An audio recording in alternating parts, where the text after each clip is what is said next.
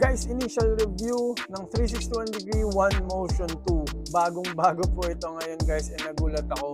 Itsura pa lang, aesthetic pa lang, napaka-pogi na. Parang mas pogi ito sa One Motion 1. Pero guys, yung presyo nito, ganun pa rin kamura. Parehas lang ng One Motion na una, yung kuya niya.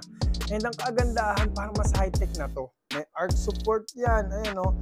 Pero guys, hindi pa sila nakontento dyan. Nilagyan pa nila ng motion zone na torsion plate. Ang laki guys, hanggang dulo, ayun o. Grabe. Kasi dati yung torsion plate nung una, yung kuya nito, maliit lang, sobrang liit. Ito, ang laki-laki. So, torsional support, panalong-panalo. TPU plate din sa side. Tinatawag nilang quick balance. Ayan. Makita nyo yun guys.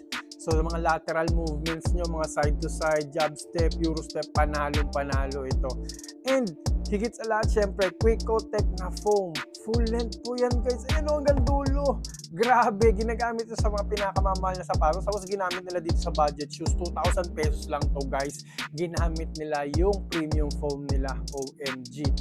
Pero hindi pa doon natapos ang lahat. Kasi ginamit ko na to, pinang workout ko, inisqueak ko to.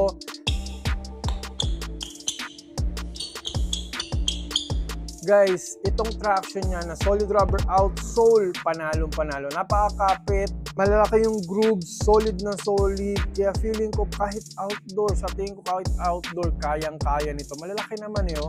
So guys, napakasulit. Grabe. So far, top 1 budget shoes ngayon, 2025. So far, top 1 ko to. Hands down. Kaya guys, ano pang hinihintay nyo?